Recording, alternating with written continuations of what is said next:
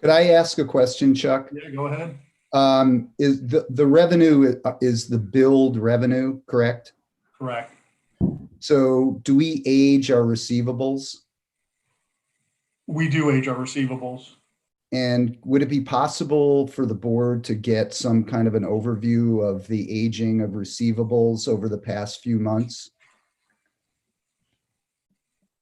I mean, I would just be interested to see, if we're slipping as far as receivables are concerned.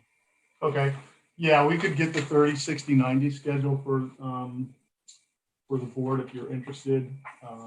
Maybe for the next finance meeting. Yeah, we can. And just by way of that too, I kind of pulled the, I didn't look at the aging, but we looked at the delinquency information. And we do have, for May compared to last May, we do have substantially higher delinquencies. Last May, we were running about 5,400 delinquencies. This May, we're about 6,400. So they're up by almost 1,000 on delinquencies. So it gives you some indication, but yeah, we can get you the aging of those too, if you'd like to see it. Okay, I'd appreciate it. Thank you. Okay, I just have a comment and a question. First of all, the comment, not surprising, it appears that any revenue associated with the watershed is down. And I assume that's based on, the virus issues. So not particularly surprising, I suppose. But also what jumps out at me is when you look at the, I think it's the, what was it, interest payments, 446% increase. I mean, that's over budget. That's what's the explanation for that? What happened there? Well, there's going to be a couple of components that are going to drive your interest earnings. So, one of them is going to be the size of the portfolio. So, as you see, we're not spending as much on capital. So your portfolio is going to be a little bit larger. But the other thing that's going to drive is, if you remember, we're kind of exiting the past couple of years were very, very low interest rates. So, most of our investments are held in WAVE. So that's what's going to drive it. So WAVE, this year, at least pre-pandemic, was up around 1.7%, which was pretty good. It was much lower last year. So that's going to drive that up. Okay. And how about on the expenditure side? The insurance is 132%, which is obviously high. Yeah. So that's kind of two components to that. One we're going to talk about in the second item. Actually, you're going to see, we're seeing about a 13% increase just in our premiums in this next year, assuming the board adopts that. But the other component of that is claims. So if you had some, if you just had higher claims this year, that's going to drive that up. Okay. Okay.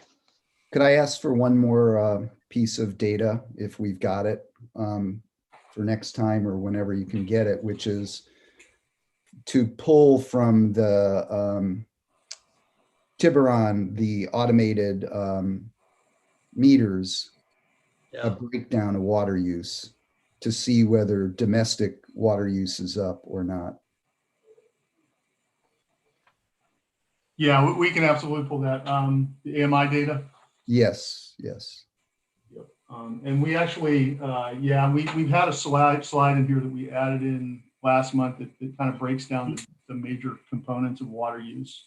But it doesn't identify Tiburon or the AMI specifically. Oh, well, overall AMI, I just am using that as kind of a general name for AMI, just to see where we're at, because I'm interested to see if domestic, indoor use has gone up because of the pandemic. Right.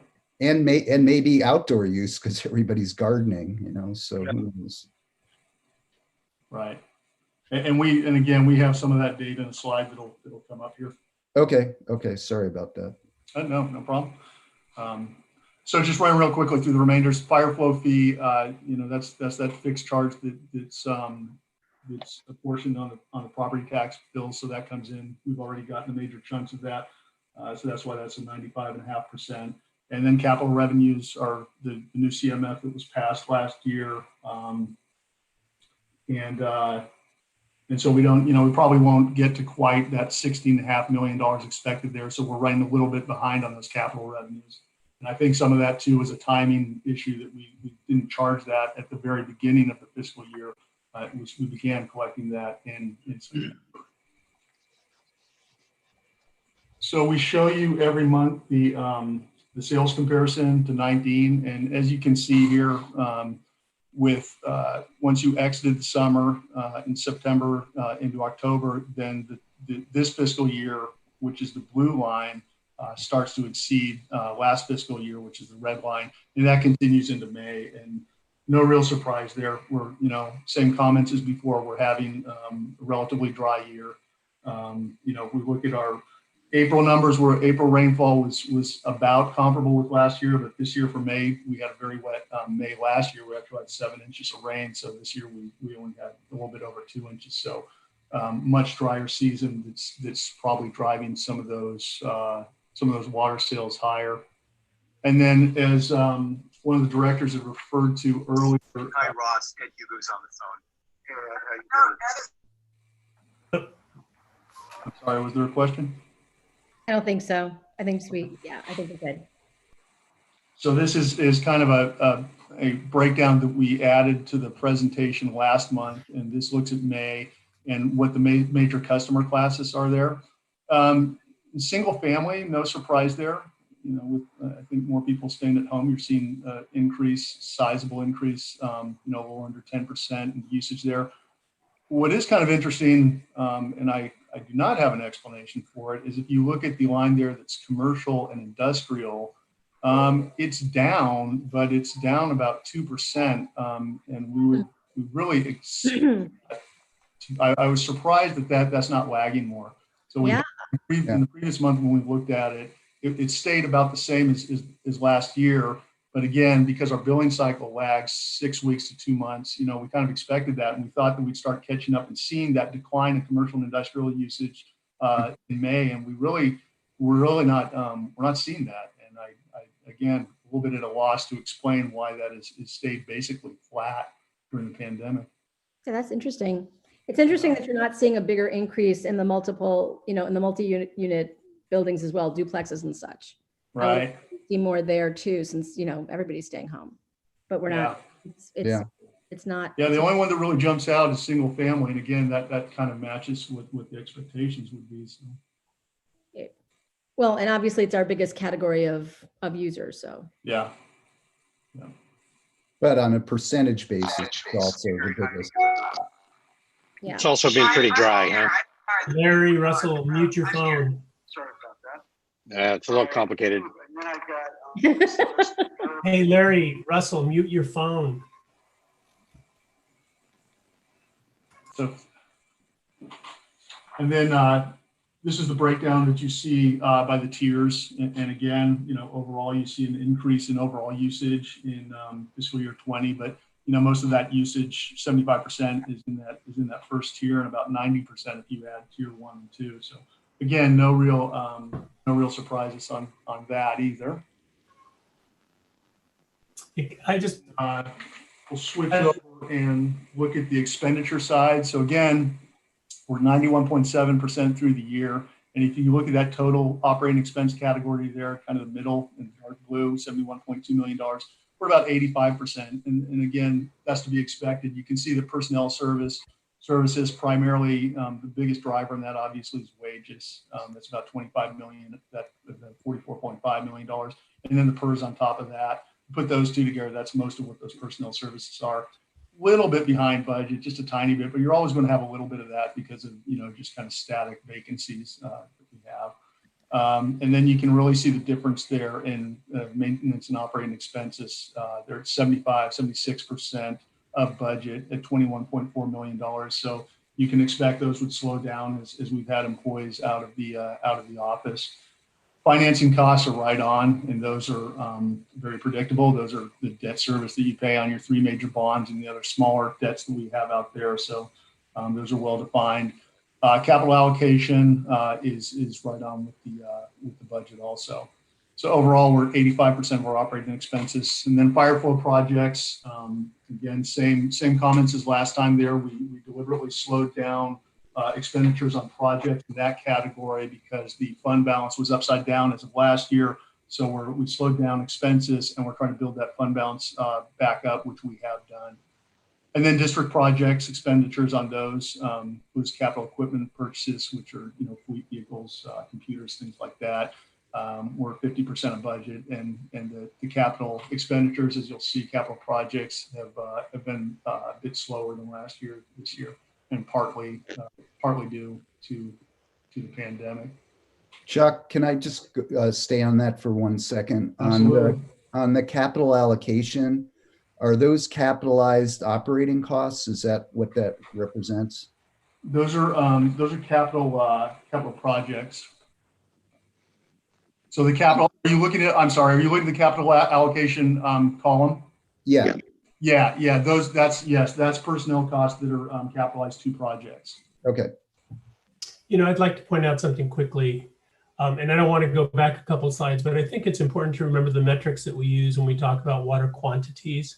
There was an interruption there, so I didn't get to respond right when we were looking at it. But when you look at the increase of water usage in domestic homes, it actually equals 1 acre foot. When you take the CCFs and multiply it out, it's an acre foot. So it's interesting to think about how we represent the different metrics, because it makes a big difference, I think. 1 versus 500, if you will, especially when you look at the overall water supply and water usage. Anyway, that's it. Sorry. Armando, are you referring to the increase for single family homes? Yes. Okay. For the whole district, it's only, in April it was 1 acre foot, and that calms it down, I think, quite a bit. Slide here. Yeah, sorry about that, Chuck. I didn't mean to. Oh no, that's fine. That's fine. I just was trying to find the slide for you. Yeah. So what's 1,000 CCFs is 175,000 gallons, right? I think one No, CCF is no, it's 750,000. 740, yes, 748. So you take Times 748 times 1,000. 445, and you come up with 337,000, which is an acre foot is 333,000. So. Yeah, but I think you're off by a factor of a couple zeros there. Really? Okay, well, my mistake, sorry. I don't mean to nitpick. It's just. No, I'm the one that's nitpicking. So, it's good to get clarification.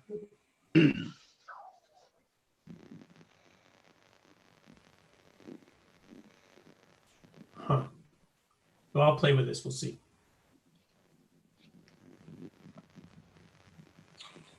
Okay, moving on. So look at ending fund balances here. Restricted and designated fund is up about $500,000 from June 30th, so the audited period of last year. And that's, things like workers' comp, general liability, and debt service that are within that fund or within that designation and restriction. Then you've got the rate stabilization reserve fund. It's still at $9.4 million compared to June 30th. And again, we haven't dipped into that this year, haven't needed to. The fire flow fund, we talked about that. It was upside down at June 30th, and now that's at $1.8 million as we've slowed those projects down and allowed revenues to accumulate there. Pension reserve fund, we haven't touched that either, remains at $2 million. And then our capital fund has risen by $400,000 since June 30th. So total restricted and designated, we're at $52.4 million.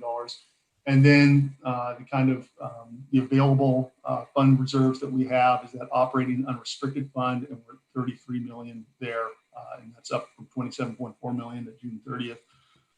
So if we break that down to operating fund balance to budget in months, we have 4.7 months available if we needed that to float us during some sort of catastrophic event. Debt service coverage, I think our bond covenants all call for 1.25. At the June 30th last year, we were at 1.4, and then we were projected at 2.7 right now. And then outstanding bond debt has gone down by about $2.5 million. You can see there down to 144.7. That's as expected as you decrease that debt as we make our payments biannually. And then other debt, those smaller issuances that we have out there for things like Las Colinas Valley, $7.7 million, same as the outstanding bond debt. Those are just coming down as we pay those off.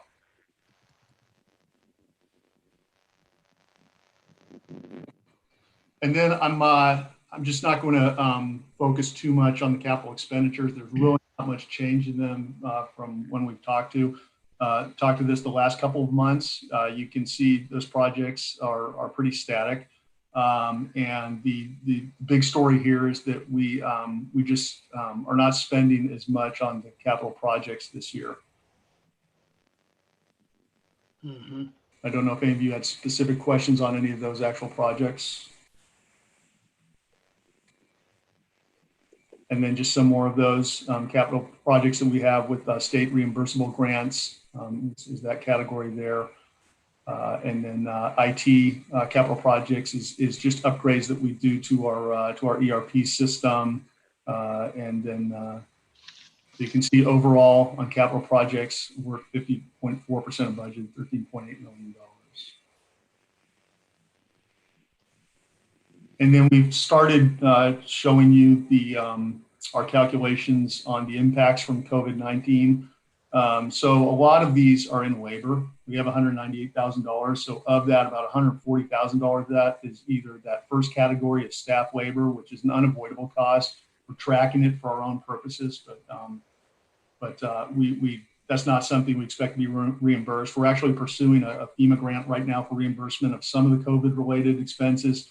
That staff labor one is not included in that. The other one at the bottom, there's the additional sick leave, and those two categories, staff labor and sick leave, are making up about $140,000 of that $198,000. And that sick leave is additional sick leave that's partially required under the CARE Act. And then the remainder of that, roughly $50,000, $58,000 there is, for additional contracting that we've had for disinfection of the building vehicles, and then some additional janitorial services.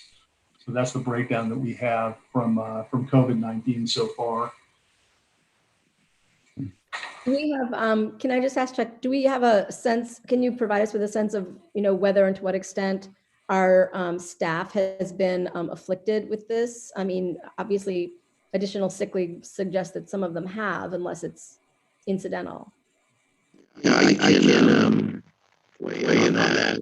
So far, the district fortunately has had no confirmed cases. You got to fix your audio, Ben. Yeah, Ben, you're coming in warbly again. Still. Yeah. You might have to sign out. Yeah, unless you have a really bad sore throat.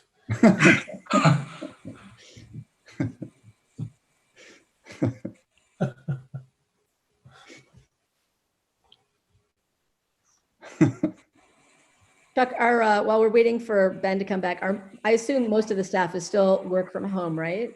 Yeah, almost everybody's working from home, and as far as just what I've heard of being in meetings, we haven't had a lot of direct COVID-related infections.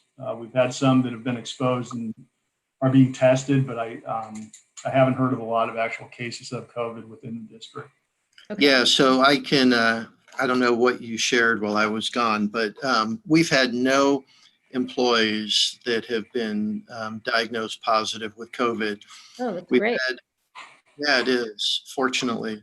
We've had a number of employees that have had direct exposure from a spouse or something like that. And when that occurs, in fact, right now we have 3.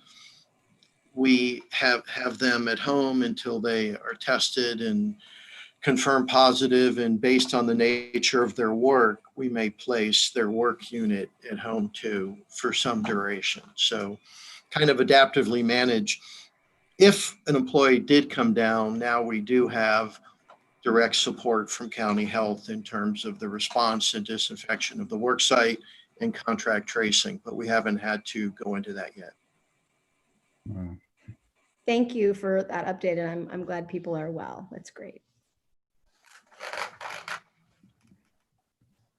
This Okay. is Armando. Chuck, is it possible to send us all this slide set? I didn't see it in the links that we got, unless we did. Yeah, absolutely. Okay, thank you.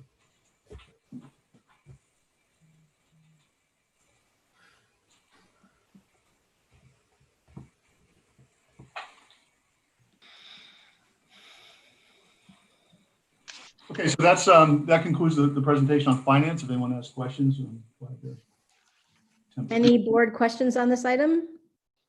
Nope. No, thanks. I have a couple, and it's more to the management team. You know, I was on the mountain for a 20-mile walk on Saturday, and I was up Wow. there for 9 hours. There were people everywhere. It wasn't crowded, but there were people everywhere. And we went on some remote trails, and we even encountered small groups there. And we also came across one medical evacuation that our rangers were working on. And the ranger, and I can't remember his name now, but he said they had had several medical incidents on the mountain on Saturday. And so I'm really wondering what the impact is on the watershed staff.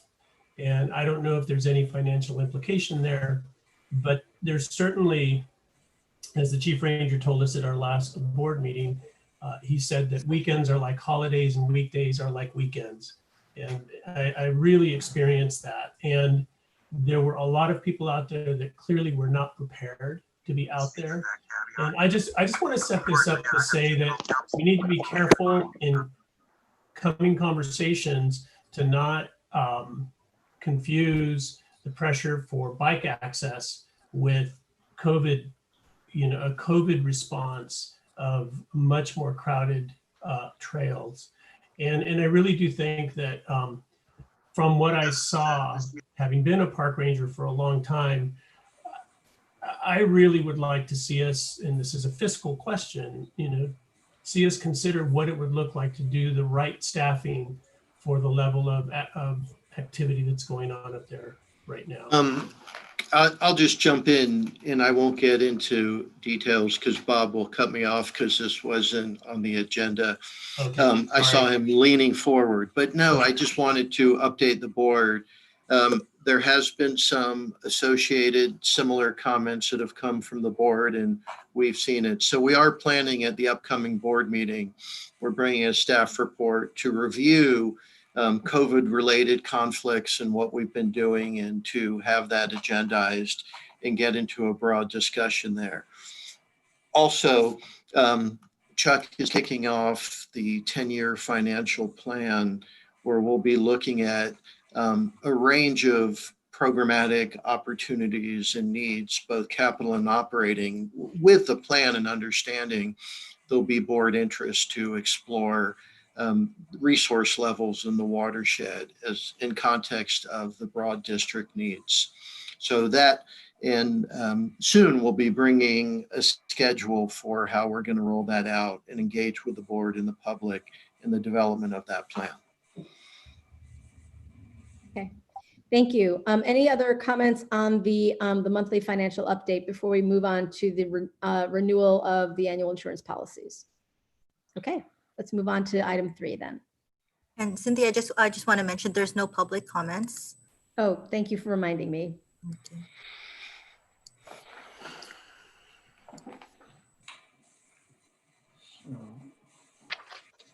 Can the board still see my screen here?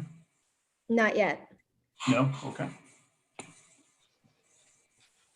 You sharing a screen with us now, or? Trying to. Yeah. There we go. All right. So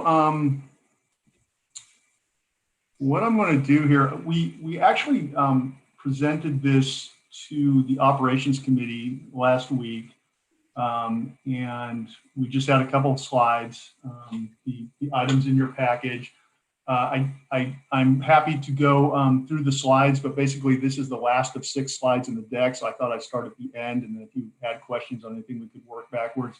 I've also on the phone, we're on the call with us. We have Seth Cole, who's the Senior Vice President in Alliant Insurance, and then we have Matt McManus, who's vice president of Alliant, and they're the ones who did a lot of the work on putting these recommendations together for us. So I think, again, just if I'm kind of jumping to the end of the story, your total premiums are increasing by 13% to $741,000. So one of the directors had asked a question during the finance presentation about the cost of that insurance. And here you can see the component of that, which is the premiums are going up markedly. And a lot of that, as you can imagine, with, especially with property insurance, a lot of that's based on, the environment in California, and think of all the wildfires and those kind of events that we've had over the past several years. And then some of it's related on a national basis with hurricanes and things like that we've seen. So part of that's what's driving up those premiums.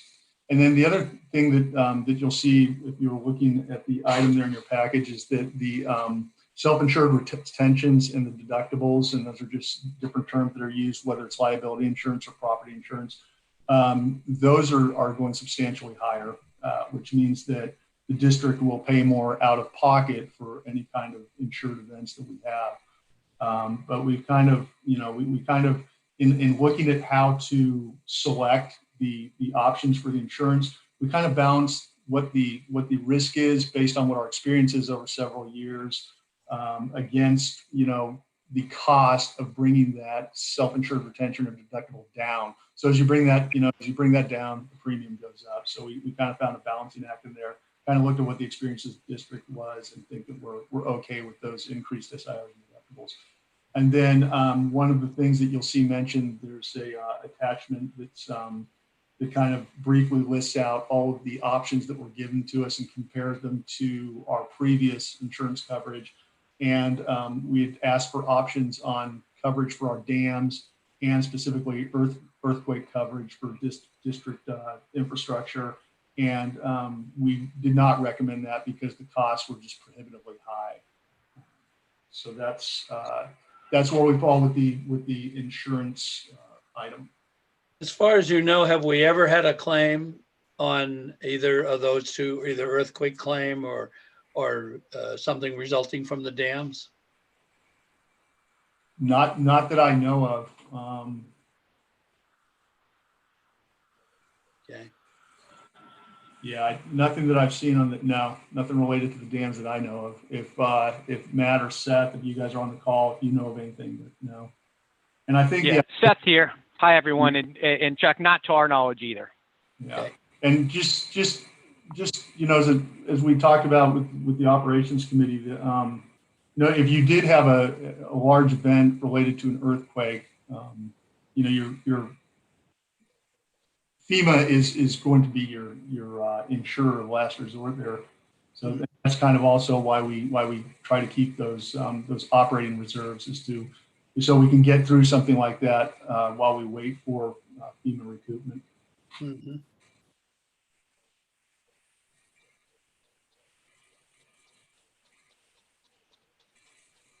So I was just going to say, I looked at it again. The only thing that kind of jumped out at me this time is Alliant is not an admitted carrier.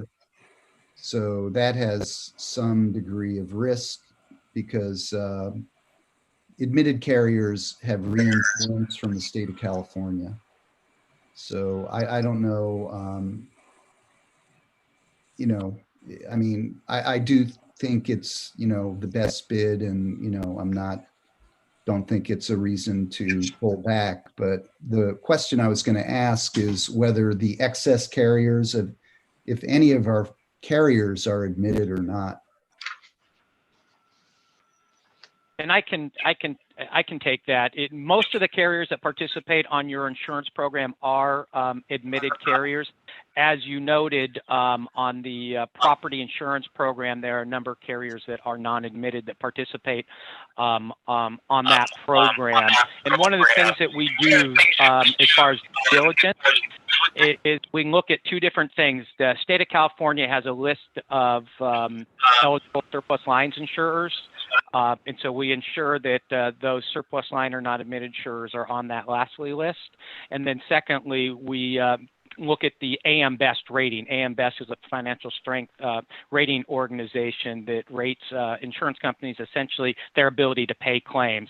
So we want to make sure that they're at least rated A7 or better, because that ensures that they're financially stable insurance companies. So there's a couple of things that we do to mitigate potential risk from non-admitted insurance companies. Okay. Okay, just a point for the board to be aware of, that's all.